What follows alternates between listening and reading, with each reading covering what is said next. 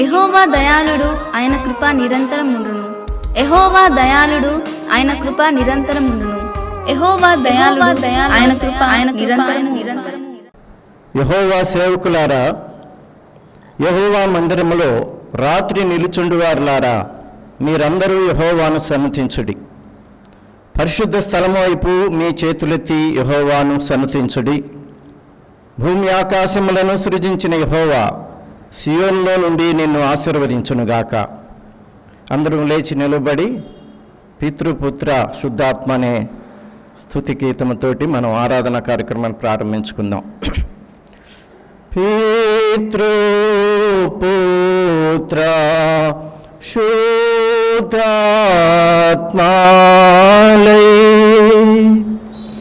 మేళానేచు దేవుని స్తుతించు సర్వ లోకమా, స్తుతించు మోక్ష సైన్యమా. మా స్తుతులకు ఆసీనుడైన ప్రభువా, ఈ ఉదయకాలమందు మీ మందిరములో చేరి ప్రభువా నేను స్తుతించటానికి మీరు ఇచ్చిన అవకాశం కొరకు నీకు వందనాలు చెల్లించుకుంటా ఉన్నాం. తండ్రి, అపారమైన మీ ప్రేమ, మీ కృప, మీ దయ, మీ వాత్సల్యాన్ని బట్టి మిమ్మల్ని స్తుతిస్తూ ఉన్నాం మా తండ్రి. దేవా, భూమి ఆకాశములు సృజించిన గొప్ప దేవుడవు దేవా, మాకు సమీపస్తుడిగా మారినందుకు ప్రభా నీకు వందనాలు చెల్లించుకుంటా ఉన్నాం. ఈ ఉదయకాలపు ఆరాధన ఈ రీతిగా నాయనా, మరి నాయనా జూమ్లో ప్రభా ఆన్లైన్లో మేము చేసుకోవడానికి మీరు సహాయం చేస్తూ ఉన్నారు. ఆయా గృహాల్లో ఉండి ఆరాధనలో పాల్గొంటున్న మా ప్రియులందరిని బట్టి నీకు వందనాలు చెల్లించుకుంటా ఉన్నాం. ఆత్మతోనూ సత్యముతోనూ నిన్ను ఆరాధించడానికి మమ్మలను పురికొల్పండి. పరిశుద్ధాత్మదేవా, ఆది నుంచి అంతం వరకు మీ నడిపింపును కోరుకుంటా ఉన్నాం. దేవా, సంఘాన్ని మరొకసారి మీ దైగల హస్తాలకు అప్పగించుకుంటా ఉన్నాం. మీరు చాలిన దేవుడిగా ఉండండి ప్రభా, కనికరించండి. నీ పక్షాన ప్రభా నిలబడి నీ దాసుని కూడా మీ ఆత్మచేత నింపి నడిపించి సహాయం చేయమని మహిమ ఘనత ప్రభావాలు మీకు ఆరోపించుకుంటూ మా ప్రభువైన యేసుక్రీస్తు వారి పరిశుద్ధ నామములో ప్రార్థించి స్తుతించి వేడుకుంటున్నాం మా పరమ తండ్రి, ఆమెన్. అలాగే అందరం నిలవబడి ఉత్తర ప్రత్యుత్తర కీర్తన చదువుకుందాం. 32వ కీర్తన 32వ కీర్తన ఉత్తర ప్రత్యుత్తరంగా చదువుకుందాం. 32వ కీర్తన.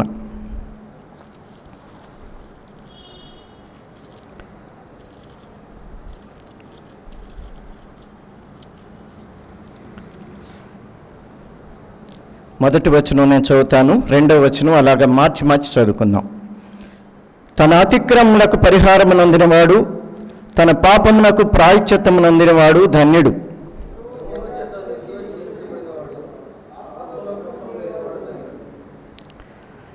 నేను మౌనినై ఉండగా దినమంతయు నేను చేసిన నా ఆర్తధ్వని వలన నా ఎముకలు క్షీణించినవి.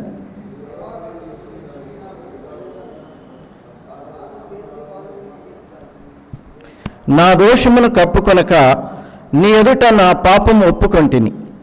యెహోవా సన్నిధిని నా అతిక్రమములు ఒప్పుకొందును అనుకొంటిని. నీవు నా పాప దోషమును పరిహరించి ఉన్నావు. నిన్ను ప్రార్థన చేయుదురు. విస్తార జల ప్రవాహములు పొంచి వచ్చునను నిశ్చయముగా అవి వారి మీదకి రావు. నాకు దాగుచోటు నీవే, శ్రమలో నుండి నీవు నన్ను రక్షించెదవు. విమోచన గానములతో నీవు నన్ను ఆవరించెదవు. ఉపదేశము చేసేదను, నీవు నడపవలసిన మార్గము నీకు బోధించెదను. నీ మీద దృష్టి ఉంచి నీకు ఆలోచన చెప్పేదను. బుద్ధి జ్ఞానములు లేని గుర్రములనైనను కంచెర గాడిదవలనైనను మీరు ఉండకుడి. అవి నీ దగ్గరకు తేబడినట్లు వాటి నోరు వారుతోనూ కళ్ళెముతోనూ బిగింపవలెను. భక్తిహీనులకు అనేక వేదనలు కలుగుతున్నవి. యెహోవా యందు నమ్మకించు వారిని కృప ఆవరించి ఉన్నది. 11వ వచనం అందరం కలిసి చదువుకుందాం. నీతిమంతులారా, యెహోవాను బట్టి సంతోషించుడి, ఉల్లసించుడి. యథార్థ హృదయులారా, మీరందరూ ఆనందగానము చేయుడి. దయచేసి కూర్చోండి. ఆంధ్ర క్రైస్తవ కీర్తనల పుస్తకం నుండి 678వ కీర్తన. ఫైర్ వారిని అనుసరించి కలిసి పాడదాం. ప్రియయేసుని చితివి ప్రియమారణ హృదయం ముదమారవసించునా హృదయాంతరంగమున ప్రియయేసుని మించితివి ప్రియమారణ హృదయం ముదమారవసించునా హృదయాంతరంగమున నీరాత ప్రభావమున నారోత హృదయంబును నీరాత ప్రభావమున నారోత హృదయంబును పవిత్ర పరచుము తండ్రి ప్రతి పాపమును కడిగి పవిత్ర పరచుము తండ్రి ప్రతి పాపమును కడిగి ప్రియయేసుని మించితివి ప్రియమారణ హృదయం ముదమారవసించునా హృదయాంతరంగమున ఆజాగరూకుడనైతి నిజాశ్రయము విడచి ఆజాగరూకుడనైతి నిజాశ్రయము విడచి కరుణారసముతో నాకై కనిపెట్టితివి తండ్రి కరుణారసముతో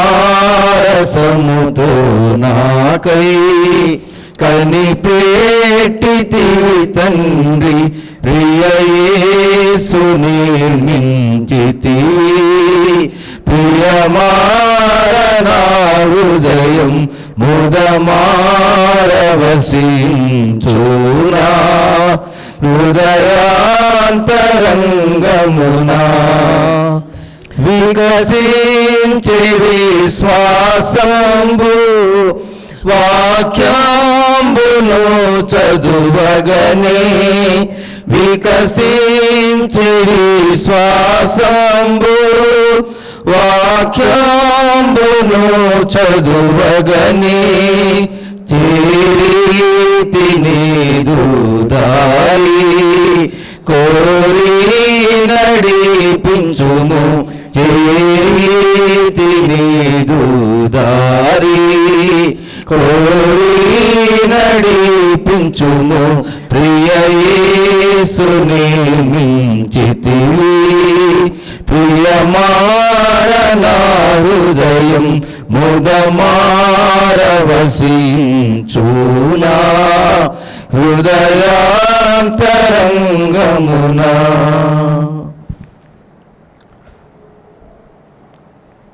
ఫైర్ వారికి వందనాలు తెలియజేస్తా ఉన్నాను. దేవుని వాక్యాన్ని మనం చదువుకుందాం. పాత నిబంధన పాఠ్యభాగంగా యోనా గ్రంథము 1వ అధ్యాయము మొదటి 6 వచనాలు మన సెక్రటరీ గారు తలారి శ్యాంప్రసాద్ గారు చదివి వినిపిస్తారు. ఆ తర్వాత క్రొత్త నిబంధన పాఠ్యభాగంగా గలతీ పత్రిక 6వ అధ్యాయము 11వ వచనం నుంచి 14వ వచనం వరకు దర్శిరాజు గారు చదివి వినిపిస్తారు. బైబిల్ చేతపట్టుకొని నీ ధర్మశాస్త్రం అనే పాట పాడుకుందాం. నీ ధర్మశాస్త్రము నాకెంతో ప్రియము, నీ న్యాయ విధులు నాకాహారం. నీ ధర్మశాస్త్రము నాకెంతో ప్రియము, నీ న్యాయ విధులు నాకాహారం. హల్లెలూయా హల్లెలూయా హల్లెలూయా హల్లెలూయా నాదుడేసుకు క్రీస్తు రాజుకు హల్లెలూయా. నాదుడేసుకు క్రీస్తు రాజుకు హల్లెలూయా. నీ వాక్యము నా పాదములకు దీపము దీపము, నా త్రోవకు వెలుగై వెలుగై యున్నాటియా దీపము. పాత నిబంధన పాఠ్యభాగాన్ని తలార్ శ్యాంప్రసాద్ గారు చదివి వినిపిస్తారు.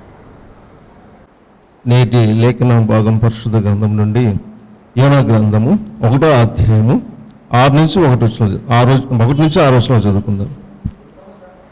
యెహోవాకు అమితయి కుమారుడైన యోనాకు ప్రత్యక్షమయ్యేలాగా సెలవిచ్చాను. నినివే పట్టణము దోషము నా దృష్టికి ఘోరమయ్యాను కనుక నీవు లేచి నినివే మహాపట్నమునకు పోయి దానికి దుర్గతి కలుగునని ప్రకటింపు.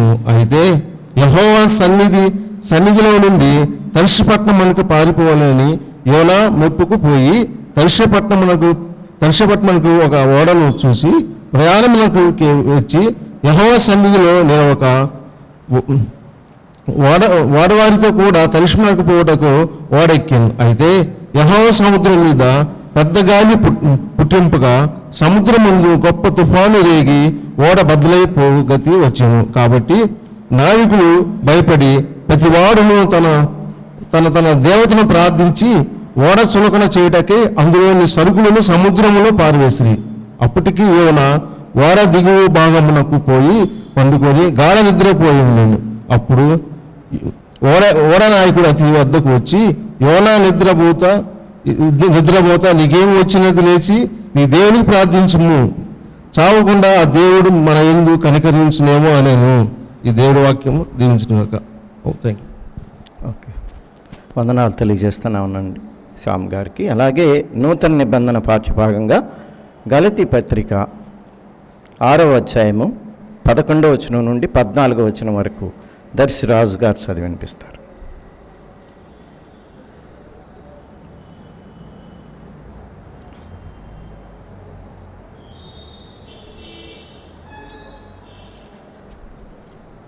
నేటి వాక్య భాగం కొరకు ఏర్పాటు చేయబడిన లేఖన భాగం పరిశుద్ధ గ్రంథం నుంచి కొత్త నిబంధన గలతీ పత్రిక 6వ అధ్యాయము 11 నుంచి 14 వచనాలు చదువు. నా స్వహస్తముతో మీకెంత పెద్ద అక్షరములతో వ్రాయిచున్నానో చూడుడి. శరీర విషయం ముందు చక్కగా అగపడివారు వారెవరో వారు తాము క్రీస్తు యొక్క శరీర విషయమై హింస పొందుకున్న మాత్రమే సున్నతి పొందవల్లని నిమిత్తం బలవంతము చేయుచున్నారు. అయితే వారు సున్నతి పొందిన వారైనను ధర్మశాస్త్రమును ఆచరింపరు.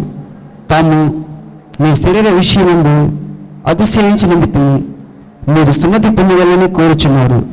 అయితే మన ప్రభువుని యేసుక్రీస్తు శిలువనే తప్ప మరి దేని యందు అతిశయించుట నాకు దూరమైన కాక. దానివలన నాకు లోకమునకు నేను శిలువ వేయబడి ఉన్నాను. దేవుడి పరిశుద్ధ వాక్యం మనకు దీవించిన కాక. వందనాలు తెలుస్తున్నాను రాజుగారికి కూడా. దేవుణ్ణి స్తుతిస్తూ మనం వాక్యధ్యానంలోకి వెళ్దాం.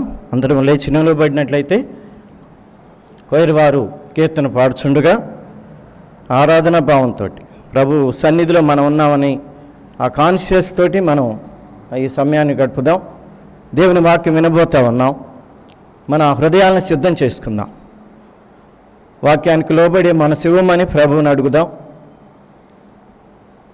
దేవాతి దేవుడు నీ కొరకు నా కొరకు ప్రాణం పెట్టిన దేవుడు ఆయన సన్నిధిలో భయభక్తులతోటి వినయంతో వాక్యం వినటానికి సిద్ధపడదాం. వారు కీర్తన పాడుచుండగా మన హృదయాలను మనం ప్రిపేర్ చేసుకుందాం.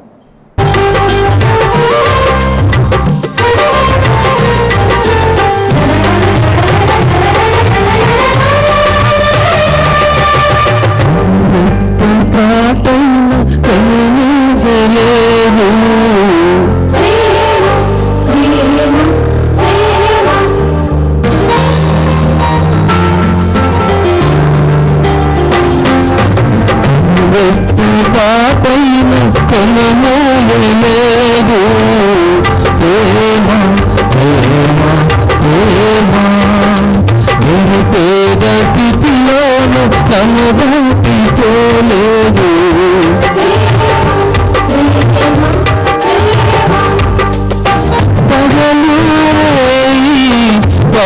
పలకరిస్తుంది పరమను విడచి నలువైల్చింది పగలు రేయి. పలకరిస్తుంది పరమను విడచి నలువైల్చింది కలువరిస్తుంది ప్రేమ. ప్రాణమిచ్చిన కలువరి ప్రేమ కన్నురెప్ప పాటైన కనుమూయలేదు. ప్రేమ ప్రేమ ప్రేమ ప్రేమ చూపులు నన్ను చెప్పుకున్నది. ప్రేమ రూపులు నన్ను మార్చున్నది.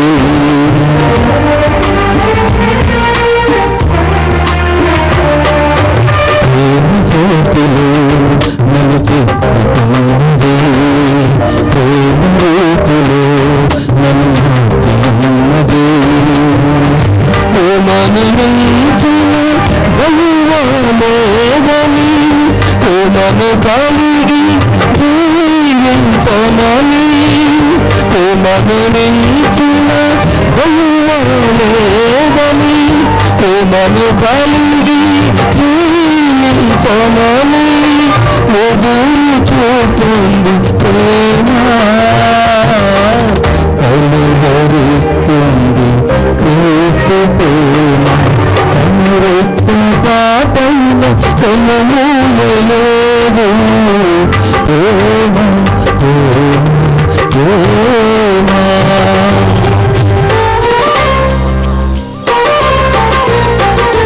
ప్రేమ రోగులకి నన్ను పిలుచుచున్నది. ప్రేమ కోగులిలో బంధించుచున్నది. ప్రేమకు ప్రేమ తోడవుతుందని ప్రేమకు సాక్షి లేదని. ప్రేమకు ప్రేమ తోడవుతుందని ప్రేమకు సాక్షి లేదని పరమశిస్తుంది ప్రేమ.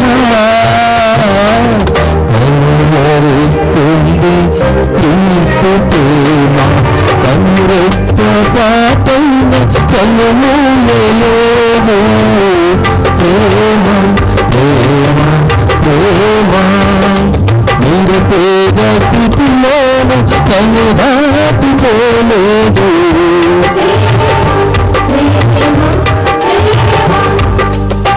పగలు రేయి పలకరిస్తుంది పరమను విడచి నలువైల్చింది. పగలు రేయి పలకరిస్తుంది పరమను విడచి నలువైల్చింది కలువరిస్తుంది ప్రేమ. ప్రాణమిచ్చిన కలువరి ప్రేమ కన్నురెప్ప పాటైన కనుమూయలేదు. ప్రేమ ప్రేమ ప్రేమ. ప్రార్థన చేసుకుందాం. మహాపరిశుద్ధుడా, జీవాధిపతి, నమ్మదగిన దేవా, మీ పాదములకు వందనాలు. మీ సన్నిధిలో ప్రభువా నిలబడి ఉన్నాం. మీ ఆత్మచేత నింపండి మా తండ్రి. మీరు ఏది ఉద్దేశించారో మా పక్షాన, ఏది సిద్ధపరిచి ఉంచారో దాన్ని మేము స్వతంత్రించుకోవడానికి సహాయం చేయండి. మా దేవా, మీ ప్రేమ అపారమైనది. సిలువలో మీరు కార్చిన అమూల్యమైన రక్తమే కదా మా జీవితాలకు ఒక విలువను, క్షేమాన్ని, నెమ్మదినిచ్చింది మా తండ్రి. దేవా, పరలోక వారసత్వం మాకు అనుగ్రహించిన మీ ప్రేమకై స్తోత్రములు స్తోత్రములు స్తోత్రములు చెల్లించుకుంటా ఉన్నాం. దేవా, కనికరించండి, సహాయం చేయండి, దయచూపండి మా ప్రభు. సంఘమును మరొకసారి మీ దయగల హస్తాలకు అప్పగించుకుంటా ఉన్నాం. అనానుకూల పరిస్థితుల మధ్య దేవా, ఈ ఆరాధన కూడికను మీరు జరిగిస్తున్న విధానాన్ని బట్టి కొందనాలు. ఆయా ప్రదేశాల్లో ఉండి ఆరాధనలో పాల్గొంటున్న మా ప్రియులందరినీ మీరు దర్శించండి. దేవా, ఈ ఉదయకాలం మందు ఆశీర్వాదకరంగా మార్చండి మా తండ్రి. దీవించండి ప్రభా. ప్రతి ఒక్కరితో మీరు మాట్లాడుతూరండి. మీ మాటలు సేద తీరుస్తాయి, మీ మాటలు ధైర్యపరుస్తాయి మా తండ్రి. మమ్మల్ని బలపరిచేది నీ వాక్యమే ప్రభా. నీకు వందనాలు చెల్లించుకుంటా ఉన్నాం. సహాయం చేయండి. నీ పక్షాన నీ దీన దాసుడు బలహీనుడిగా నిలబడి ఉన్నాడు. దేవా, బలహీనమైన నోట బలమైన మీ మాటలు ఉంచండి ప్రభు. సహాయం చేయండి. మీరే మహిమ, మీరే ఘనత, మీరే ప్రభావాన్ని పొందుకొనమని, మా అందరికీ క్షేమాన్ని నెమ్మది దయచేయమని మా ప్రభు అయిన యేసుక్రీస్తు వారి ప్రశస్త నామంలో ఈ ప్రార్థన మీకు సమర్పించి వినయముగా బ్రతిమలాడి వేడుకుంటున్నాం మా పరమ తండ్రి. ఆమెన్. దయచేసి కూర్చోండి. చదవబడిన లేఖన భాగాలు మనం విన్నాం. యోనా గ్రంథంలో కొంత భాగం మనం చదువుకున్నాం. అలాగే నూతన నిబంధన పాఠ్యభాగంగా గలతీ పత్రికలోని కొన్ని అంశాలు చదువుకున్నాం. ఇప్పుడు పరిస్థితి మనం చూస్తూ ఉంటే చాలా డిఫరెంట్గా అనిపిస్తూ ఉంది. పరిస్థితి అంతా కూడా విచిత్రమైన పరిస్థితులు ఎదుర్కొంటా ఉన్నాం మనం. విచిత్రమైన పరిస్థితులు, ఎప్పుడు కని విని ఎరగినటువంటి పరిస్థితులు మనం చూస్తూ ఉన్నాం. ప్రపంచమంతా కూడా ఒకే సమస్య మీద పోరాడుతున్న పరిస్థితి ఎప్పుడైనా చూసారా? ప్రపంచ దేశాలన్నీ ఒకే సమస్య మీద ఇప్పుడు పోరాడుతూ ఉన్నాయి. సహజంగా సైన్స్ క్రొత్త విషయాలను కనిపెట్టడానికి ఉంది. ఇప్పుడున్న సైన్స్ అంతా కూడా ఉన్న సమస్యను ఎలా వదిలించుకుందాం అనే దాని మీదనే ప్రయోగాలు చేస్తూ ఉన్నారు. అలాంటి పరిస్థితి మనం చూస్తూ ఉన్నాం. తర్వాత అందరూ మరి నోటికి ముక్కుకి చిక్కాలు పెట్టుకున్నట్టుగా ఉంది కదా, ఎవరు మాట్లాడడానికి లేదు. ఇంతకుముందు మనం ఒక స్లోగన్ ఇచ్చేవాళ్ళం, ఐక్యంగా ఉండాలి, అందరం చేయి చేయి కలుపుదాం అనే స్లోగన్స్ ఉండేవి. కానీ స్లోగన్స్ మారిపోయి ఇప్పుడు చేయి పట్టుకోవడానికి వీలేదు, చేయి చేయి కలపడానికి లేని పరిస్థితి మనం చూస్తూ ఉన్నాం. శుభ్రత గురించి ఇంతకుముందు ఎవరైనా మాట్లాడితే అదొక చాదస్తం అనుకునేవాళ్ళం. ఇవాళ రోజుకు 3 సార్లు 4 సార్లు చేతులు శుభ్రం కడుక్కుంటున్నాం, స్నానం చేస్తూ ఉన్నాం. శుభ్రత గురించినటువంటి పాఠాలు చాలా ఆసక్తిగా వింటూ ఉన్నాం, ఇప్పుడు పాటిస్తూ ఉన్నాం, ప్రయత్నం చేస్తూ ఉన్నాం. కానురాని శత్రువుతోటి పోరాడుతూ ఉన్నాం ఇప్పుడు మనం. ఈవెన్ సంఘాలు కూడా, క్రైస్తవ సంఘాల్లో కూడా ఆరాధనలు మరి డైరెక్ట్గా పాల్గొలేని పరిస్థితులు మనం ఎదుర్కొంటా ఉన్నాం. ప్రభు చిత్తం ఏమైందో మనకు తెలియదు, కానీ ప్రపంచవ్యాప్తంగా భూమి పుట్టినప్పటి నుంచి కూడా ఇలాంటి సమస్యలు ఈ లోకం ఎదుర్కొంటానే ఉంది. చాలా రూపాల్లో, తుఫాను రూపాల్లో, సునామీలు, భూకంపాలు, అగ్ని గంధకాలు కురవడం, తర్వాత వైరస్ రావటం, తెగులు రావడం, ఇవన్నీ కూడా ప్రారంభం నుంచి ఈ లోకం ఎదుర్కొంటున్న సమస్యలే. అయితే ఎందుకు ఇలాంటి సమస్యలు వస్తాయి అని అంటే 3 రీజన్స్ ఉన్నాయి. ఎందుకు ఇలాంటి సమస్యలను దేవుడు ఎలా చేస్తాడు అనే దానికి. ఒకటి ఏంటంటే, దేవుని బిడ్డల యొక్క అవిధేయతను బట్టి వచ్చే ప్రాబ్లమ్స్ ఉన్నాయి కొన్ని. బైబిల్ అంతట్లో మనం చూస్తే దేవుని బిడ్డల యొక్క అవిధేయతను బట్టి ప్రపంచం మీదకి కొన్ని ప్రమాదాలు వచ్చినట్టు మనం చూస్తాం. రెండవది, దేవుని శక్తి అన్యులకు చూపించడానికి దేవుడు ఇలాంటి సిచ్యువేషన్స్ అలౌ చేసినట్టుగా కూడా బైబిల్లో చూస్తాం. ఉదాహరణకు ఫరోకి తన శక్తిని చూపించడానికి దేవుడు ఆ రకమైన పరిస్థితులను అలౌ చేస్తాడు. మూడవది ఏంటంటే, దేవుడు తన బిడ్డలను బలపరుస్తూ వాళ్ళని ప్రత్యేకించడానికి ఇలాంటి సన్నివేశాలు కూడా, ఇలాంటి సిచ్యువేషన్స్ కూడా అలౌ చేసినట్టు మనం చూస్తాం. ఉదాహరణ నోవాహు ఉన్నాడు. నోవాహును ప్రత్యేకించడానికి దేవుడు జలప్రలయాన్ని ఈ భూమి మీదకి తీసుకుని వస్తాడు. సో అప్పటి నుంచి మనిషి ఎదుర్కొంటున్న సమస్యలు ఇవన్నీ కూడా. అయితే ఈ సమస్యలు వచ్చినప్పుడు మనిషి యొక్క రెస్పాన్సిబిలిటీ ఏంటి అనేది ఆలోచన చేయగలిగితే సమస్య నుంచి కొంత పరిష్కారం దొరుకుతుంది. ఆ కోణంలో ప్రభు ఈరోజు మాట్లాడాలని ఆశపడతా ఉన్నాం. ప్రకటన గ్రంథం 16వ అధ్యాయము 16వ అధ్యాయము ఒకసారి తీయండి. ప్రకటన గ్రంథంలో దీనికి కొంత సొల్యూషన్ జరుగుతుంది మనకి. ప్రకటన గ్రంథము 16వ అధ్యాయం 9వ వచనం. కాగా మనుషులు తీవ్రమైన వేడిమితో కాలిపోయి ఈ తెగుళ్ళ మీద అధికారము గల దేవుని నామమును దూషించిరి గాని ఆయనను మహింపరచినట్లు వారు మారు మనసు పొందినవారు కారు. ప్రకారం ఆ మాట అక్కడ ఉందన్నమాట. ఇలాంటి సిచ్యువేషన్స్ వచ్చినప్పుడు 2 రియాక్షన్స్ రావచ్చు.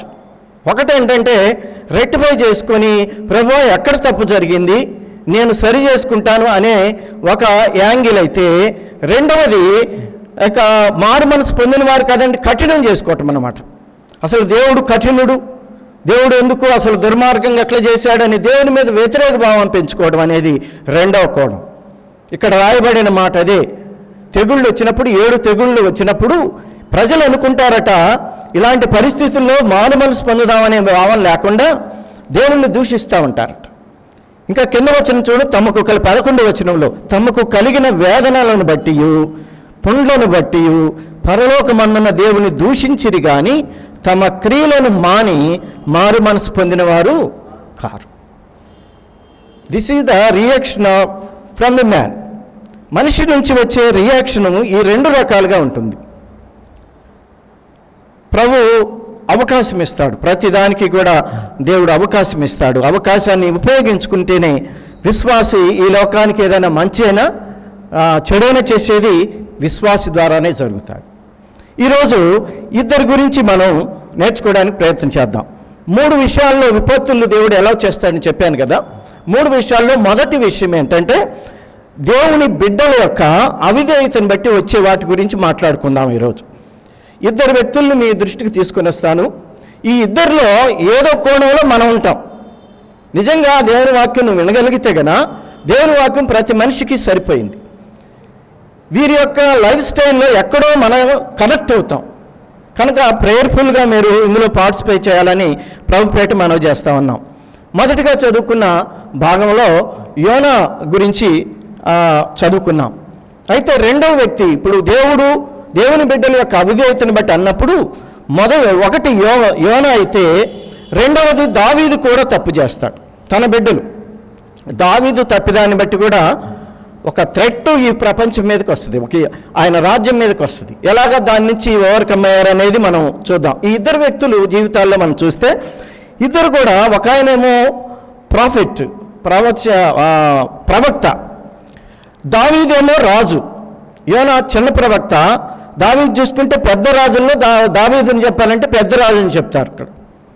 తర్వాత ఇద్దరు రెస్పాన్సిబిలిటీస్ వేరుగా ఉన్నాయి. కానీ యోనాకి ప్రకటించే రెస్పాన్సిబిలిటీ ఇచ్చాడు, దావీదుకి పాలించే రెస్పాన్సిబిలిటీ దేవుడు ఇచ్చాడు. అయితే యోనా చేసిన పొరపాటు ఏంటంటే తన ప్లేస్ మార్చుకున్నాడు. దేవుడు నినవేకి వెళ్ళమంటే తను తర్షీసు ప్లేస్ని ఎంపిక చేసుకుంటాడు, తనే సొంతగా నిర్ణయం తీసుకుంటాడు, మార్చుకుంటాడు. దావీదు సెల్ఫ్ని పెంచుకుంటాడు. ఈయన ప్లేస్ మార్చుకుంటే దావీదు గారేమో సెల్ఫ్ పెంచుకుంటాడు.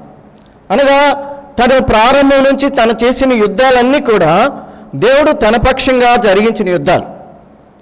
ఒకసారి దావీదు తన రాజ్యం యొక్క బలం ఎంతో తెలుసుకోవాలి అని జనాభా లెక్కను తీయమంటూ అందులో బలవంతులైన వాళ్ళని ప్రత్యేకంగా కేటగిరీ చేయమంటాడు యోవాబుతో చెప్పి. 2వ సమూయేలు గ్రంథంలో మనం ఆ భాగాన్ని కూడా చూడబోతా ఉన్నాం. వీళ్ళిద్దరు చేసిన పొరపాటు ఏంటంటే తను గర్వంతో తన సెల్ఫ్ని పెంచుకోవడానికి ప్రయత్నం చేస్తాడు దావీదు. యోనా అయితే దేవుడు వెళ్ళమన్న ప్లేస్ని, ఆ దిశను మార్చుకున్నట్టుగా మనం చూస్తాం. ఇద్దరు కూడా ఈ ప్రపంచానికి, ఈ లోకానికి విపత్తును తెచ్చిన వాళ్ళు అవుతారు. విపత్తు అంటే అపాయము, ప్రమాదము, మరి ఆ తెగులు, ఇవన్నీ కూడా విపత్తు అని అంటారు. అందుకని ఈరోజు మనం నేర్చుకోబోయే భాగానికి నేను ఒక టైటిల్ పెట్టాను, విశ్వాసి ఒప్పుదల విపత్తు నుండి విడుదల. దీని టైటిల్ విశ్వాసి ఒప్పుదల విపత్తు నుండి విడుదల. విశ్వాసం అనేది కీ పాయింట్ ఇక్కడ. విశ్వాసి మంచిగా ఉంటేనే విపత్తు నుంచి విడుదల పొందుతాడు. యోనా గ్రంథం మొదటి 6 వచనాలు చదువుకున్నాం మనం. అక్కడ చదువుకున్న వాక్య భాగంలో యోనా చేసిన తప్పిదం ఏంటో మనకు బాగా అర్థమవుద్ది. యోనా నినివేకి వెళ్ళాలి. నినివేలో యోనా నీడ్ ఉంది. నినివేకి వెళ్ళు, అక్కడ ప్రజలు నాశనం అయిపోతున్నారు, వారి మీదకి ఉగ్రత రాబోతుందనే సంగతి తెలియజేయి. ఉగ్రత నుంచి వాళ్ళని కాపాడటం కాదు యోనా బాధ్యత. దేవుడు మీ మీదకి ఉగ్రత పంపిస్తున్నాడు అని చెప్పటమే ఆయన బాధ్యత. దానికి ఆయన వెళ్ళడానికి సిద్ధంగా లేడు. మేబీ 2 రీజన్స్ చెప్తారు వ్యాఖ్యానకర్తలు. ఏం చెప్తారంటే, యోనా నినివే మీద ఒక శత్రుత్వాన్ని పెంచుకున్నాడు. వాళ్ళు చాలా కఠినులు, గతంలో యూదులను హింసించిన వాళ్ళు, వాళ్ళకి నేను పోయి సువార్త చెప్పేది ఏంటి, ఒక వ్యతిరేక భావం వాళ్ళ మీద పెంచుకొని తన దిశను మార్చుకొని నేను వెళ్ళలేను ప్రభు అక్కడ. పైపెచ్చు అది చాలా 3 దినాల ప్రయాణం చేసే అంత పెద్దది, విస్తారమైన జన సాంద్రత అక్కడ ఉంది. నేను అక్కడిని వెళ్ళి అంత పరిచర్య ఎక్కడ చేసేదన్న భయం కూడా తనలో ఉండొచ్చు. ఏదేమైనా దేవుని దిశ వదిలిపెట్టి తర్షీషుకు వెళ్ళడానికి ప్రయత్నం చేస్తాడు. అది అవిధేయత అంటే. దేవుడు ఒక దిశ చూపిస్తే ఇంకొక దిశను తన సొంతగా ఎంపిక చేసుకోవటం అనేది అవిధేయతను అది సూచిస్తూ ఉంది. అయితే దేవుడు చేసిన పని ఏంటంటే, అక్కడ యెహోవా సన్నిధి నుండి తర్షీషు పట్టణంకి పారిపోవాలని యోనా యొప్పేకు పోయి తర్షీషుకు పోయి ఒక ఓడ చూచి ప్రయాణము నాకు కేవి ఇచ్చి యెహోవా సన్నిధిలో నిలువక ఓడవారితో కూడా తర్షీషునకు పోటకు ఓడ ఎక్కను. అయితే యెహోవా సముద్రం మీద పెద్ద గాలి పుట్టింపగా సముద్రమందు గొప్ప తుఫాను రేగి ఓడ బద్దలైపోవు గతికి వచ్చెను. పెద్ద తుఫాను. ఎంత పెద్దదంటే ఓడ బద్దలైపోయి అంత పెద్దది. సహజంగా తుఫాన్లు సముద్రాల్లో రావడం అనేది కామన్, కానీ ఈ తుఫాను అలాంటిది కాదు. దేవుడు పంపించిన తుఫాను, ఒక పర్పస్తో పంపించిన తుఫాను. ఈ తుఫాను రావడానికి మెయిన్ కారణం ఎవరు? ఒక విశ్వాసి. గుర్తుపెట్టుకోవాలి, ఒక విశ్వాసి యొక్క అవిధేయత సముద్రాన్ని కదిలించింది. మంచైనా చెడైనా ఈ ప్రపంచానికి మేలు చేసేది క్రైస్తవులే అంటుంది పండిత రమాబాయి. ఆమె ఆర్థోడాక్స్ హిందూ బ్రాహ్మిన్. ఆమె ప్రభువుని నమ్ముకున్న తర్వాత ఆమె అన్న మాట ఏంటంటే, ఈ ప్రపంచానికి ఏదైనా మేలు జరగాలంటే అది క్రైస్తవుల ద్వారానే జరగాలంటుంది. ఈనాటి మరి సంఘం ఆలోచన చేయాలి ఈ స్టేట్మెంట్ని బట్టి. నిజానికి అలాగా ఆశీర్వాదకరంగా మనం ఈ ప్రపంచానికి ఉండగలుగుతా ఉన్నామా? చాలాసార్లు ప్రభువుని దూషించడానికే మన వ్యక్తిగత జీవితాలు కారణమవుతా ఉన్నాయి. మీరు చూడండి, ఇక్కడ యోనా ఈ యొక్క తప్పిదాన్ని బట్టి అక్కడ చూడండి, యోనా అని ఒక టైటిల్ పెట్టారు వాళ్ళు. 5వ వచనం, కాబట్టి నావికులు భయపడి ప్రతివాడును తమ తమ దేవతలను ప్రార్థించి ఓడ చులకన చేయుటకై అందులోని సరుకులను సముద్రం పారవేసిరి. అప్పటికి యోనా ఓడ దిగువ భాగమునకు పోయి పండుకొని గాఢ నిద్ర పోయి ఉండెను. అప్పుడు ఓడ నాయకుడు అతని ఎద్దకు వచ్చి, ఓ ఈ నిద్రపోతా, నీకేమీ వచ్చినది? లేచి నీ దేవుని ప్రార్థించము, మనము చావకుండా దేవుడు మన యందు కనికరించడేమో అనేను. అన్యుడు ఒక విశ్వాసకి ఇచ్చిన టైటిల్ ఏంటండి? నిద్రపోతా. నిజమే, చాలాసార్లు అన్యులు మనల్ని తట్టి లేపిన పరిస్థితి. ప్రార్థన చేయండి, మీరు ప్రార్థన చేయండి. వాళ్ళ ప్రార్థన చేయటం చాలా తక్కువైపోయింది. ఇంట్లో ఉంటున్నాం కదా, ఈ లాక్డౌన్ పీరియడ్లో చాలామందికి పనులు లేవు, ఇంటి దగ్గరే ఉంటా ఉన్నారు. ఇంటి దగ్గర నువ్వు దేవుని నమ్ముకొని ఒక క్రైస్తవత్వంలో కొనసాగుతున్న వ్యక్తులు నువ్వేం చేస్తున్నావు నీ మట్టుకు నువ్వు ప్రశ్నించుకో. చాలామంది సెల్ ఫోన్స్ ఎక్కువ వాడుతున్నారట ఈ టైంలో. సెల్ ఫోన్స్లో ఏదో చూడటం, టైం అంతా సెల్ ఫోన్లో స్పెండ్ చేయటం, సీరియల్స్ మార్చి సీరియల్స్ చూడడం. విశ్వాసం నువ్వు ఎలాగున్నావు, నీ పరిస్థితి ఎలాగుందో ప్రశ్నించుకో ఈరోజు రాత్రి. పోయి నిద్రపోతేనే లోకము యోనాను అనకముందే మేల్కొని ఉండాల్సింది. వాళ్ళ లోకముని కొరకు ప్రార్థన చేయాల్సింది నీవు ఈ పాపంతో పోరాటమే సరిపోతుంది. నీకు కూరుకొని పోయావేమో ఆలోచన చేయి. ఈ లాక్డౌన్ పీరియడ్లో ఇంటి దగ్గర ఉంటా ఉన్నావు. నీ వ్యక్తిగత జీవితాన్ని ప్రశ్నించుకో. నీ ఆత్మీయ జీవితంలో ఎంతవరకు అభివృద్ధి చెందింది? కొంతమంది నేను చూశాను, కొన్ని కుటుంబాలుగా గ్రూప్స్గా ఈ జూమ్లో, జియో మీట్లో, గూగుల్ మీట్లో వాళ్ళకు గ్రూప్స్గా ఉండి ప్రార్థనలు చేస్తున్నారు. అలాగే ఎదిగిన కొన్ని కుటుంబాలు ఉన్నాయి, ఇప్పటికీ కొనసాగుతూ ఉన్నాయి. కొంతమంది ఇంకా నిర్లక్ష్యం నుండి అంతకుముందు ఉన్న భక్తికి కూడా పోయి ఇప్పుడు సెల్ ఫోన్ భక్తులు ఎక్కువైపోయారు, సీరియల్స్ భక్తులు ఎక్కువైపోయినాయి. ఎక్కువ సీరియల్స్ తీస్తూ ఉన్నారు కదా, చాలా పేర్లతో సీరియల్స్. ఎక్కడి నుంచి వస్తున్నాయి? ప్రజలు చూడకపోతే క్రైస్తవ కుటుంబాల్లో కూడా జరుగుతూ ఉంది ఇది. Be careful my dear brothers and sisters. ప్రభు నీతో మాట్లాడుతున్నప్పుడు ఉగ్రత రాకముందే నువ్వు మేల్కో. జనులు వచ్చి పోయి నిద్రపోతా లేచి ఏం చేయమంటున్నారు? ప్రార్థన చేయమంటారు. ప్రార్థన చేయమని అన్యులు ఒక విశ్వాసికి, ఒక ప్రవక్తకి చెప్పాల్సిన పరిస్థితి వచ్చింది. విశ్వాసపై దేవుడు ఒక బాధ్యతను పెట్టాడు. నువ్వు చేయాల్సిన పనులు ఉన్నాయి, అవి వదిలిపెట్టి నీ ఇష్టానుసారంగా ఉండడం అనేది. యోనా లేచాడు. యోనా లేచిన తర్వాత ఇప్పుడు యోనాలో 2 రియాక్షన్స్ రావచ్చు. ఇందాక మనం చెప్పుకున్నాం కదా, విపత్తులు వచ్చినప్పుడు విశ్వాసి 2 డెసిషన్స్ తీసుకోవచ్చు. ఒకటేంటి, యారగెంట్గా తయారు కావచ్చు. ఏందయ్యా కేర్లెస్గా ఉంటామన్నట్ట, నాకు తెలుసులే, నువ్వు చెప్పేది ఏంటి అన్న ఒక యారగెంట్లకు తయారు కావచ్చు. రెండవది, మనసు మార్చుకొని విధేయత చూపించి ప్రభు దగ్గరికి రావచ్చు. ప్రకటన గ్రంథంలో మనం చదువుకున్నది అదే. కనుక 2 ఛాన్సెస్ ఉన్నాయి ఇక్కడ. యోనాకు ఏ ఛాన్స్ తీసుకున్నాడో ఆలోచన చేద్దాం. 9వ వచనం చూడండి.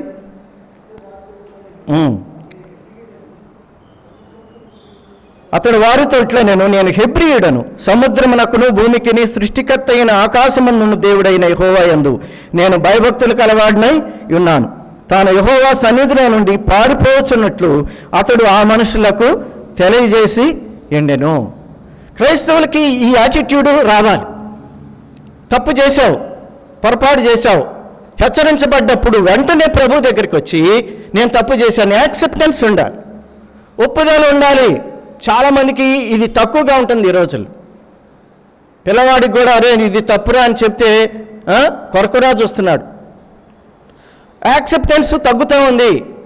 నాకు అన్నీ తెలుసు కదా అనే పరిస్థితికి వస్తూ ఉన్నారు. క్రైస్తవులు చేయాల్సిన పని ఏంటంటే అంగీకరించాలి. తాను ఎవరో, తాను ఎక్కడి నుంచి వచ్చాడో, తన పారిపోయి వచ్చిన సంగతి ఇప్పుడు అంగీకరిస్తా ఉన్నాడు అన్యుల దగ్గర. ఇది ఎప్పటికీ ఆశీర్వాదకరమైన విషయం. అది ఎప్పటికీ ఇది మంచి లక్షణం ఇది అంగీకరించడం, తాను అంగీకరించడం. ఇంకొక మాట ఏమంటున్నాడంటే, ఎలాగ పోతుంది మరి, వాళ్ళు భయపడతారు ఈ మాట విని. అయ్యో నీ దేవుడు జీవం కలిగిన దేవుడు కాబట్టే నీ తప్పిదాన్ని బట్టి ఈ సముద్రాన్ని గద్దించాడు ఆయన, సముద్రం మీదకి విపత్తు వచ్చింది అని భయపడ్డారట. వాళ్ళ కింద ఆ మాట ఉంటే చూడు, వాళ్ళు చాలా భయపడతారు. అది తనకు మరింత భయపడి, ఆ చివరి వచనంలో చూస్తూ, కనుక వారు ఆ సంగతి తెలుసుకొని మరింత భయపడి నీవు చేసిన పని ఏమని అతన్ని అడిగిరి. అప్పుడు వారు, సముద్రం పొంగుచున్నది, తుఫాను అధికమవుతున్నది, సముద్రం మా మీదికి రాకుండా నిమ్మలపరచినట్లు మేము నీకేమి చేయగలనని అతన్ని అడుగుగా, యోనా నన్ను బట్టి ఈ తుఫాను మీ మీదికి వచ్చినని నాకు తెలిసి ఉన్నది, నన్ను ఎత్తి సముద్రములో పడవేయడి. ఇది నిజాయితీ అంటే, ఇది యథార్థత అని అంటే. విపత్తు కారణం నేనే అని ఒప్పుకున్నాడు. దీనికి రెమెడీ ఏంటో కూడా తనే చెప్పాడు. విశ్వాసకు తెలుసు రెమెడీ ఏంటో కదా, తెలుసా తెలీదా? మనం బయట వాక్యం రాసుకున్నాం, తన ప్రజలు ప్రార్థన చేసి తన మనసు మార్చుకుంటే దేశమును దేవుడు స్వస్థపరుస్తాడనే వాక్యం బయట ఉంది, చూసారా? విశ్వాసకు తెలుసు ఈ వాక్యం, కానీ నిర్లక్ష్యం, చాలా నిర్లక్ష్యం. చూసుకుందాం, ఇప్పుడు ఇంకా రాలేదుగా ఉగ్రత. యోనా కూడా నిండొచ్చేమో అలాగా, కానీ యోనా టర్న్ అయ్యాడు, టర్న్ తీసుకున్నాడు. అవును, నేను ప్రభు సన్నిధిలో తప్పిదం చేశాను, ప్రభు నన్ను క్షమించి. ఎంతవరకు ఆయన వెళ్ళాడంటే చావుకు కూడా సిద్ధపడ్డాడు. నన్ను ఎత్తి సముద్రంలో పడేసేయండి అంటే అర్థం ఏంటి? యథార్థత ఎప్పుడు కూడా చావుకు కూడా సిద్ధపడుతుంది. అవసరమైతే ప్రాణం ఇస్తాను యథార్థత కొరకు. That is Christianity. ఈ ప్రపంచానికి ఒక ఇండికేషన్ రావాలి. క్రైస్తవులు ప్రాణమన్న ఇస్తారు కానీ అబద్ధం ఆడరు. వస్తుందా మరి? చిన్న దానికి అబద్ధం ఆడుతున్నారు వాళ్ళ క్రైస్తవులు. చిన్న దానికి కల్తీలు కలిపే విషయంలో క్రిస్టియన్స్ కనిపిస్తూ ఉన్నారంటే అర్థం ఏంటి? My dear brothers and sisters, దేవుని వాక్యం ఎప్పుడు అనాలోచితంగా చదవకూడదు, అనాలోచితంగా వినకూడదు, అనాలోచితంగా నువ్వు ఫాలో కాకూడదు. ఇది ఎవరి కొరకే రాసింది అనుకోవటానికి లేదు. మన ప్రేమ లేక, మన కొరకు ప్రేమించి దేవుడు రాసినటువంటి ప్రేమ లేక ఈ వాక్య భాగం. యోనా రిపెంట్ అయ్యాడు. తన ప్రాణం పైన పర్వాలేదు కానీ ఈ విపత్తు నుంచి తప్పించబడాలని యోనా కోరుకున్నాడు.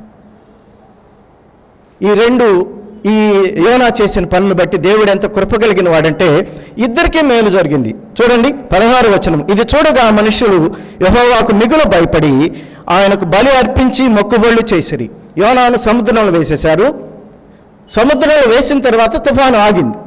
ఒక్కసారిగా వాళ్ళకి అర్థమైంది, జీవం కలిగిన దేవుడు ఈయనే, యోనా నమ్ముకున్న దేవుడే ప్రపంచ దేవుడు. ఇంతకాలం మనం ఎవరెవరినో పూజించాం. నో, ఈ రోజు నుంచి మా బలి అర్పణలన్నీ కూడా ఈ దేవునికి అని ఆ సముద్రంలోనే వారు బలి అర్పించారట. చూసారా, అన్యులకు సువార్త అందింది, అన్యులకు సువార్త అందింది. రెండవది, యోనాను చేప మత్స్యము, ఒకటి యోనాను మృంగవల్లని యెహోవా నియమించి ఉండెను. చేప ఏమో యోనాను మింగింది, నినివే దగ్గర కక్కింది. కనుక రెండు ఉపయోగాలు జరిగాయి. ఒకటి, అన్యులు రక్షింపబడ్డారు. రెండవది, యోనా సేవ్ అయ్యాడు. యోనాకు ఒక ఛాన్స్ దొరికింది మళ్ళీ సువార్త ప్రకటించడానికి. రిపెంట్ చేసుకున్న యోనాకు మరొక అవకాశం ప్రభు ఇచ్చాడు. ఎప్పుడు దేవుడు కృప కలిగిన వాడు, ఆయన దీర్ఘకాలము కోపించే దేవుడు కాదు. ప్రభు దగ్గరికి రాకనే మనం నష్టపోతున్నాం, కానీ ప్రభు రక్షించడానికి సమర్థుడు కాకపోయిన దాన్ని బట్టి కాదు. సమర్థుడాయన నీవు నేను ప్రభు చేతుల్లో రావాలి, భద్రపరచబడతాం. రెండవ వ్యక్తి దావీదు, మహారాజు. దావీదు గురించి చాలా అద్భుతమైన విషయాలు కీర్తనలో మనం చూస్తే దావీదు గురించి చాలా మాటలు మనం చూస్తాం. రెండవ సమూయేలు గ్రంథంలో దావీదు ఒక తప్పిదం చేస్తాడు. దేవుని నమ్ముకున్న బిడ్డ, దేవుని కొరకు ఎన్నో కీర్తనలు రాశాడు, ఎంతోమందిని ఇన్స్పైర్ చేశాడు దావీదు. కానీ దావీదు జీవితంలో ఒక గర్వం ఎక్కడో పొడసూపింది. 10వ వచనం మనం చూస్తే, జనసంఖ్య చూచినందుకై దావీదు మనసు కొట్టుకొనగా అతడు, నేను చేసిన పని వలన గొప్ప పాపము కట్టుకొంటిని, నేను ఎంతో అవివేకనై దాన్ని చేసి తిని అని అంటాడు. ఇక్కడ ఆయన చేసిన పొరపాటు ఏంటంటే 24వ అధ్యాయము 24వ అధ్యాయములో 9వ వచనం. అప్పుడు యోవాబు జన సంఖ్య వెరసి రాజునకు అప్పగించెను. ఇశ్రాయేలు వారిలో కత్తి దూయగల 8 లక్షల మంది యోధులుండిరి, యోధా వారిలో 5 లక్షల మంది ఉండిరి. దావీదు అనుకుంటా ఉన్నాడు, ఇన్ని యుద్ధాలు చేశాను, అసలు నా సైన్యాన్ని ఒక్కసారి చూద్దాం, నా విజయాల వెనక నా సైన్యం ఉంది అనుకున్నాడు. ఇశ్రాయేలులో నుంచేమో 8 లక్షలు తేలారు యోధులు, యుద్ధం చేయగలిగిన యోధులు, బలశాలులు. అలాగే యోధా వారిలో 5 లక్షలు, మొత్తం 13 లక్షలు యోధులు ఉన్నారు. యుద్ధం చేయగలిగిన యోధులు 13 లక్షల సైన్యం ఉన్నట్టుగా చూశాడు. మేబీ ఒకవేళ సైన్యం చూసుకున్నప్పుడు దావీదు యొక్క ఫీలింగ్స్ ఎలాగుండుంటాయి? ఇన్ని యుద్ధాలు చేయడానికి కారణము ఈ 13 లక్షల మంది అని మనసులో ఎక్కడ గర్వం. దేవుని చిత్తం కాదు అది. లెక్క పెట్టడం అనేది దేవుని చిత్తం కానే కాదు. దావీదు చేసిందే కాదు, ఇశ్రాయేలీయులు కూడా తప్పు చేసినట్టుగా మొదటి అధ్యాయంలో కూడా ఉంటుంది అన్నమాట. మొదటి వచనములు 24వ అధ్యాయం మొదటి వచనం చూస్తే, ఇంకొక మారు యెహోవా కోపం ఇశ్రాయేలీయుల మీద రగులు కొనగా, అనగా ఇలాంటి వైఖరి ఇశ్రాయేలీయులు అందరికి కూడా వచ్చింది.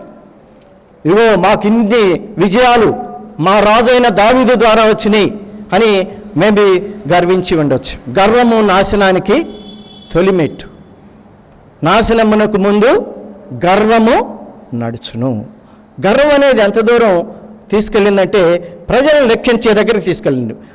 అందరూ అంత తిరిగి ఎన్ని రోజులు పెట్టిందో మనకు తెలియదు, కానీ చాలా రిస్క్ తీసుకున్నాడు యోవాబు అంటాడు కదా, ఎందుకయ్యా ఇప్పుడు లెక్కేయటం, దేవుడికి ఇచ్చాడు కదా నీకు విజయాలు, మనకంత అవసరమా అని అంటాడు యోవాబు సైన్యాధిపతి. నో, నేనా చెప్పేది, నువ్వా రాజువి, కాబట్టి పోయి లెక్కించంటే యోవాబు లెక్కిస్తాడు చాలా ప్రయాసపడి, మాకు కొన్ని టీమ్స్ని పెట్టి. సో గర్వించటం అనేది దావీదు చేసిన అతిశయం, తన బలం మీద అతిశయించటం. కొందరు రథములను బట్టి, కొందరు గుర్రములను బట్టి అతిశయిస్తారు. మన అతిశయం ఎక్కడ ఉండాలి? ప్రభు దగ్గర మన అతిశయం ఉండాలి.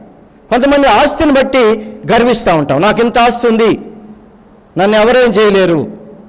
ఇవాళ చిన్న వైరస్కి భయపడి ఈ ఆస్తి ఏమన్నా అక్కడికి వస్తుందా? కోట్ల రూపాయల ఆస్తులు ఉన్నాయి, మురిగిపోతున్నాయి, కానీ ప్రాణం నిలపడానికి ఆస్తులు ఎక్కడ కూడా పనికిరాదు. కొంతమంది కులగర్వం. కొంతమంది మా వంశం వాళ్ళు, మా ఇంటి పేరటి వాళ్ళు ఎంతమంది ఉన్నారని ఒక గర్వం ఉంటుంది కొంతమందికి. సో చాలా ఏరియాస్లో రాజకీయ పార్టీలు బలం ఉంది, నన్ను ఎవరు చేస్తారనేది కూడా ఈ మధ్యకాలంలో క్రిస్టియన్ చర్చెస్లో కూడా ఎంటర్ అవుతా ఉంది. Be careful. ఏ బలమైనా సరే, ఏ బలం, నీ గర్వం, నీ అతిశయం నీ భౌతిక సంబంధమైన వాటి మీద పెడితే ఇలాగే ఉంటుంది, దావీదులాగానే ఉంటుంది. గర్వించాడు దావీదు కూడా, అతిశయించాడు.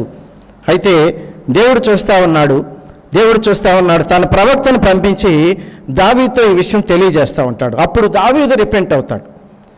చెప్పాను కదా, 2 యాక్షన్స్ ఉంటాయి విశ్వాసులో. దేవుడు తప్పిదం చూపించినప్పుడు వెంటనే రియాక్ట్ కావడం దావీదులో కూడా జరుగుతుంది. దావీదులో చూడండి, ఒకసారి చూడండి 17వ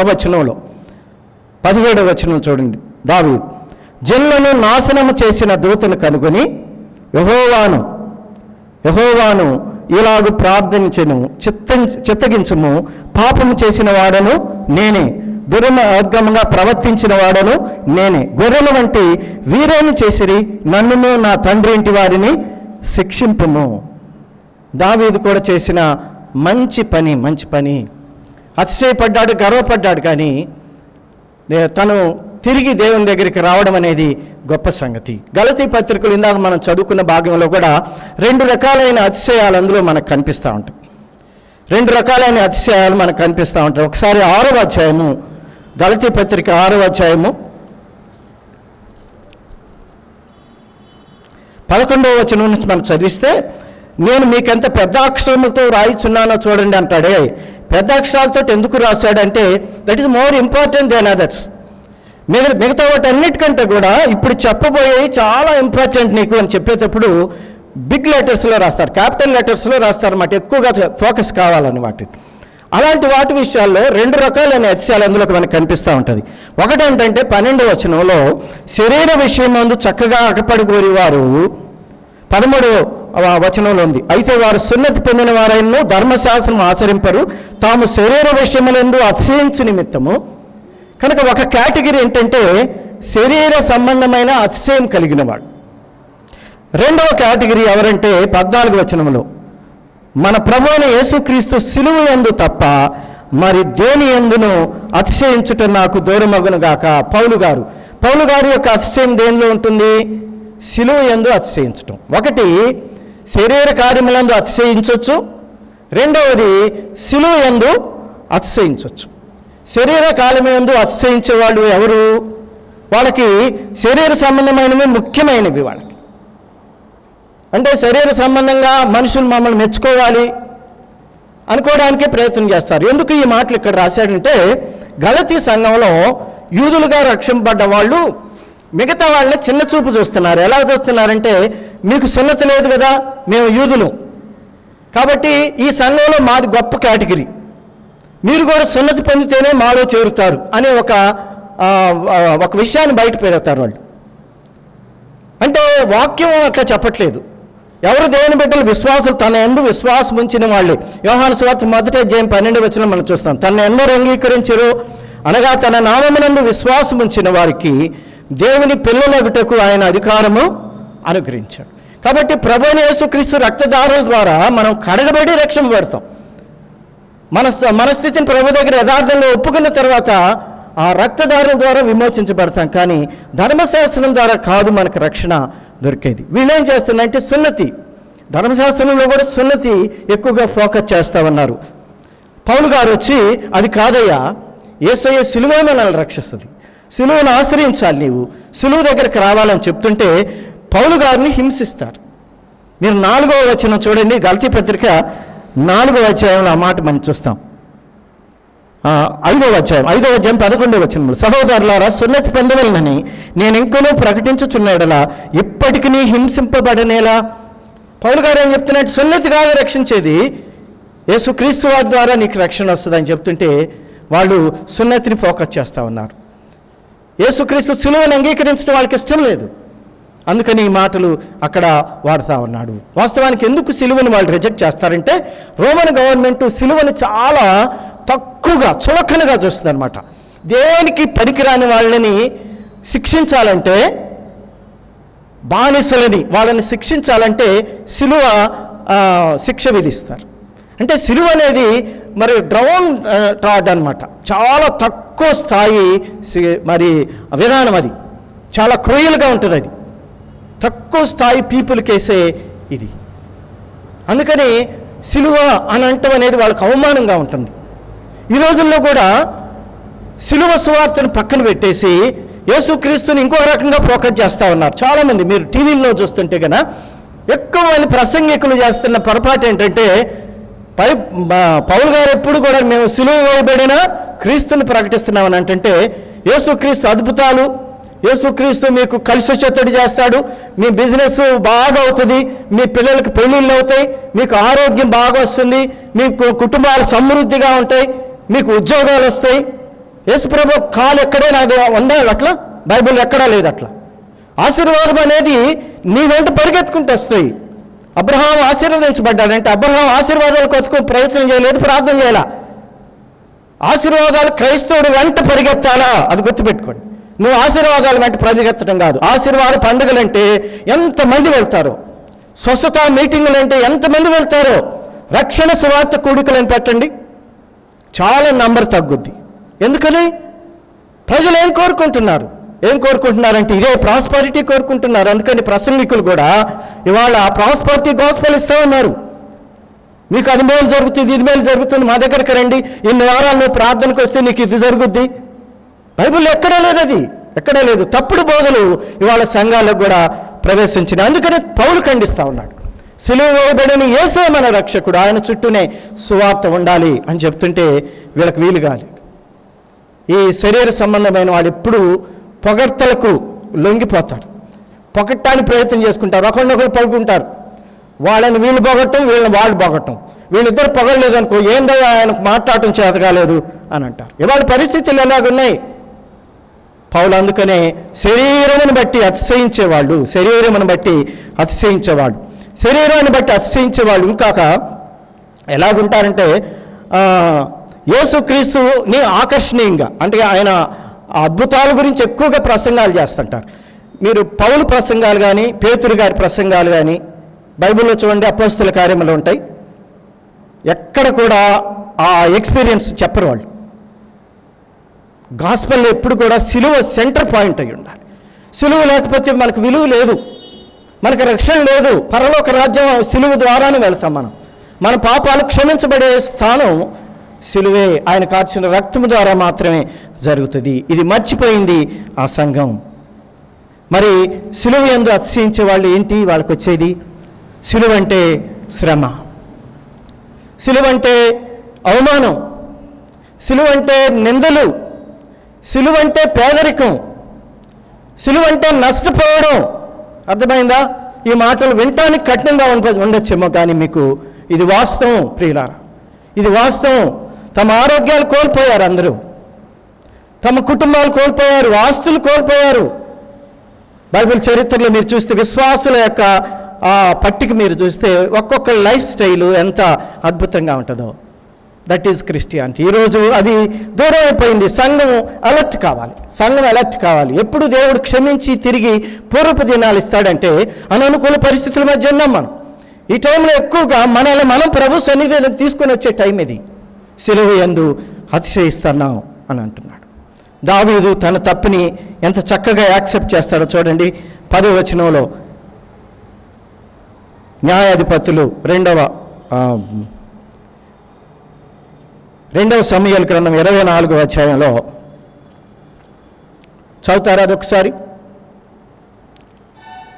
నేనును నా ఇంటి వారును 17వ వచనంలో ఆయన రిపెంట్ అవుతుంటాడు. 10వ వచనంలో తను ప్రభువా నేను ఇలాగ చేశాను, నేను చేసిన తప్పిదాన్ని యాక్సెప్ట్ చేస్తే దేవుడు 3 ఆప్షన్స్ ఇస్తాడు. దావీదుకి 3 ఆప్షన్స్ ఇస్తాడు.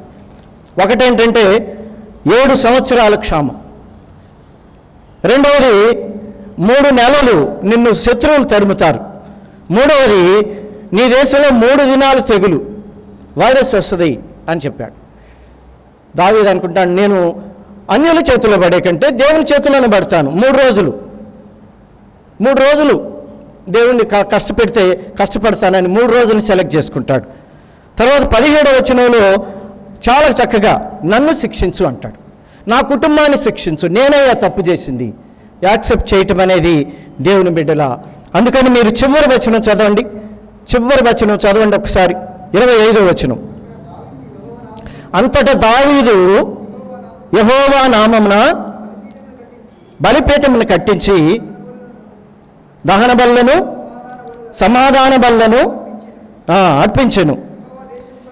యెహోవా దేశము కొరకు చేయబడిన విజ్ఞాపన ఆలకింపగా ఆ తెగులు ఆగి ఇశ్రాయేలీయులను విడిచిపోయింది. ఒక వైరస్ని ఆపింది ఆయన యొక్క క్షమించమని అడిగిన ప్రార్థన. నేనయ్యా నేను చేసింది అనుకున్నప్పుడు ఆ తెగులు ఆగిపోయిందట. ఇవాళ పరిస్థితులను చూసి ఇది వాడు చైనా వాడు పంపించాడు మన మీదకి, పాకిస్తాన్ వాడు పంపించాడు, ఎవరి మీద అంటాం కాదు. కానీ ప్రభువా ఒకవేళ దీనికి నేను కారణమేమో ప్రభువా, దేవా నన్ను క్షమించు, నా వ్యక్తిగత జీవితాన్ని సరిచేయి, నా పాపంను క్షమించు. క్రైస్తవ సంఘం చేయాల్సిన పని ఇది. రిపెంటెన్స్, ఒప్పుదల, యథార్థంగా ఒప్పుకోవడం. నేను నా కుటుంబం నేను చేసిన దోషాన్ని బట్టి ప్రభువా మా దేశం మీదకి ఇది వచ్చింది, ఈ ఉగ్రత వచ్చింది, ఈ విపత్తు వచ్చింది, అందుకనే ఆ టైటిల్ నేను పెట్టింది విశ్వాసి ఒప్పుదల విపత్తు నుంచి విడుదల. విపత్తు నుంచి విడుదలైంది యోనా జీవితంలో, విపత్తు నుంచి విడుదలైంది ఆయన ఒప్పుదల. దావీదు జీవితంలో ఆయన ఒప్పుదల విపత్తు నుంచి విడిపించింది, ఆ దేశాన్ని బాగు చేసింది. మరి నీ ఒప్పుదల సతేంటి? నెహెమ్యా కూడా పశ్చాత్తాప ప్రార్థనలో అదే అంటాడు, నేనును నా తండ్రి ఇంటి వారును చేసిన పాపమును నేను నీ సన్నిధిలో ఒప్పుకుంటున్నాను అంటాడు. అది క్రిస్టియన్ చేయాల్సిన ప్రార్థన. ఎంతసేపు మనం వాళ్ళు తప్పు చేశారు, ఎవరు తప్పు చేశారు ప్రభువా, వాళ్ళ విషయం ప్రార్థన చేస్తాం, కానీ నీవు తప్పు చేశావనే సంగతి ఒప్పుకోను చాలాసార్లు. కానీ క్రిస్టియానిటీలో మనం సరి చేయబడాలి. లోకం అంటుంది కదా, నీ వాస్తు బాగలేదయ్యా, నువ్వు అది సరి చేసుకో, ఇది సరి చేసుకో, బాగుపడతావు అంటుంది లోకం. కానీ క్రిస్టియానిటీ అంటది కదా, బైబిల్ అంటది కదా, నువ్వు సరి చేసుకో బాగుపడతావు, నువ్వు సరి చేసుకో. బైబిల్ సూత్రం అది, నువ్వు సరి చేసుకో. వ్యక్తిగత ఒప్పుదల నుండి పరిష్కారం వైపు మనం పయనిద్దాం. Mary Kutch memorial centenary baptist సంఘం ఆ వైపుగా పయనించాలి. ప్రభువే మనకు సహాయం చేయను గాక. ప్రార్థన చేసుకుందాం.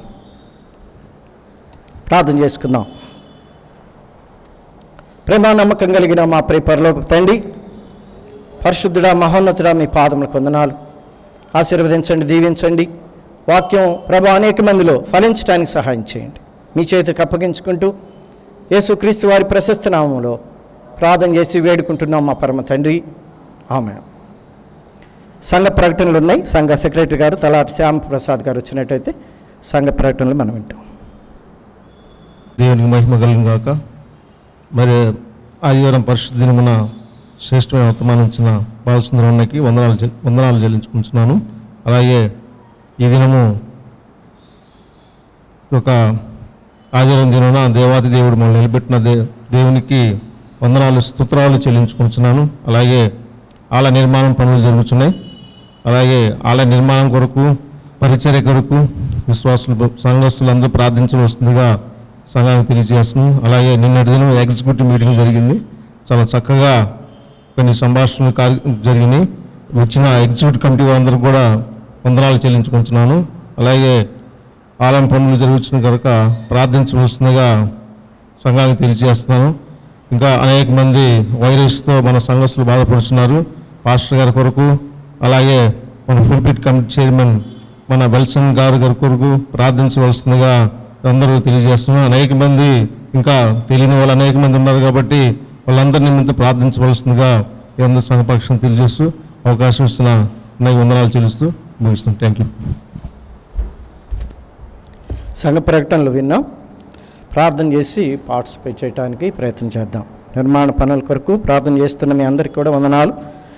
ప్రేయర్స్ కొనసాగించాలని కోరుతా ఉన్నాం. స్టోన్ ఎరెక్షన్ వర్క్ జరుగుతూ ఉంది, పైన పనులు జరుగుతూ ఉన్నాయి. వీటన్నిటిని బట్టి దేవుని స్తుతిస్తూ ఉండండి. మరి ప్రేయరు కొంత తగ్గుతూ ఉంది. కొంతమంది పేర్లు చదువుతూ ఉన్నారు ఇక్కడ, మరి కొన్ని టీమ్స్గా వేశారు. అయితే ప్రార్థన చాలా తక్కువ మంది వస్తూ ఉన్నారు. ఆలోచన చేయండి. ప్రభు చిత్తం మీద ప్రార్థన ద్వారానే మనం ఏదైనా సాధించగలం. ఏ పరిస్థితినైనా అధిగమించాలంటే only the reason is prayer. కాబట్టి ప్రార్థన కొంచెం అలర్ట్గా ఉండాలని కోరుతాను. సోమవారం నుంచి ప్రార్థనలు ఉంటాయి. ఎవరైతే కేటాయించారో మీకు ఫోన్ చేసి చెప్తారు. ఎవరన్నా వచ్చి ప్రార్థన చేస్తారని తెలియజేస్తూ ఉన్నారు. కాబట్టి ముందుకు వచ్చి ఒక 1 అవర్ ప్రార్థనలో కనీసం వారానికి ఒక్కసారైనా నేను ప్రార్థన చేశాను నీ గుండె మీద చేసుకొని చెప్పగలిగి ఉండాలి. సంఘస్థులు సంఘమంతా లేచి నిలబడి ముగింపు ప్రార్థన, పరలోక ప్రార్థనతోటి ఆరాధన కునికి మనం ముగించుకుందాం. తల్ల వంచండి. విన్న వాక్యపు వెలుగులో మన జీవితాన్ని ప్రశ్నించుకుంటూ పరిశీలన చేసుకుంటూ మనం వెళ్దాం. దేవుడు ఎంతైనా నమ్మదగిన దేవుడు. మనుషులంగా ఒక్కోసారి తప్పిదాలు చేస్తాం. అయితే ఒక అవకాశం ఉంది ప్రభు దగ్గర రావడానికి. కఠినపరచుకోకూడదు. ప్రభు తప్పిదాలను చూపిస్తూ ఉన్నప్పుడు, మన బలహీనతలు చూపిస్తూ ఉన్నప్పుడు మనసును కఠినపరచుకోవద్దు. ప్రభు దగ్గరికి వచ్చి క్షమించమని అడుగుదాం. ప్రభు, దీనికి నేనే కారణమేమో, దయతో నన్ను క్షమించు ప్రభు. ప్రభు దగ్గరికి వద్దాం.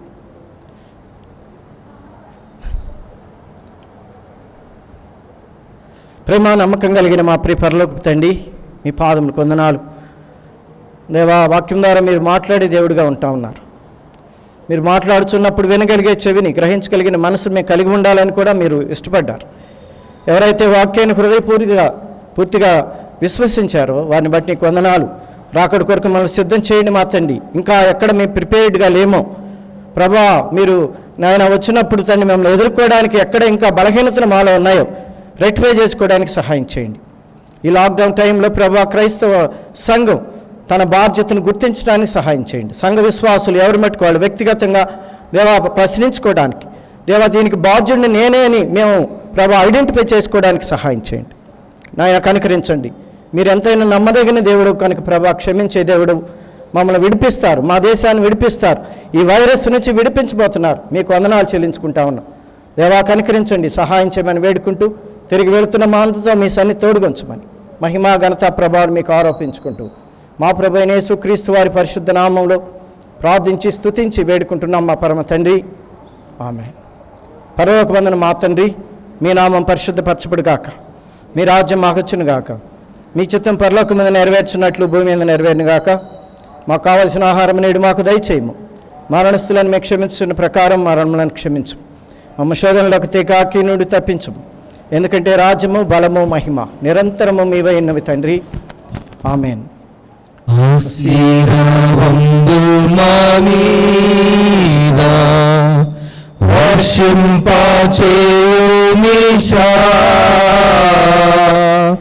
ఆశతో నమ్మి ఉన్నాము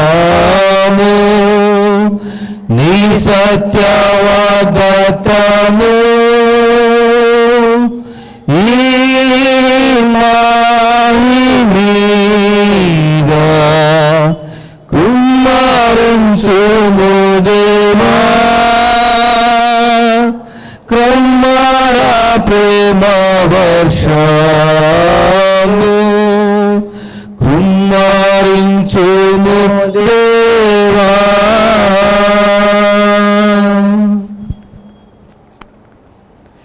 అందరికీ వందనాలండి.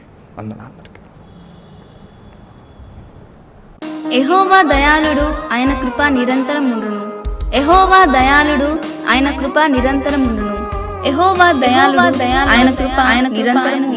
యెహోవా దయాళుడు, ఆయన కృప నిరంతరం ఉండును. యెహోవా దయాళుడు, ఆయన కృప నిరంతరం ఉండును. యెహోవా దయాళుడు, ఆయన కృప నిరంతరం. యెహోవా దయాళుడు, ఆయన కృప నిరంతరం ఉండును. యెహోవా దయాళుడు, ఆయన కృప నిరంతరం ఉండును. యెహోవా దయాళుడు, ఆయన కృప నిరంతరం. యెహోవా దయాళుడు, ఆయన కృప నిరంతరం ఉండును. యెహోవా దయాళుడు, ఆయన కృప నిరంతరం ఉండును. యెహోవా దయాళుడు, ఆయన కృప నిరంతరం.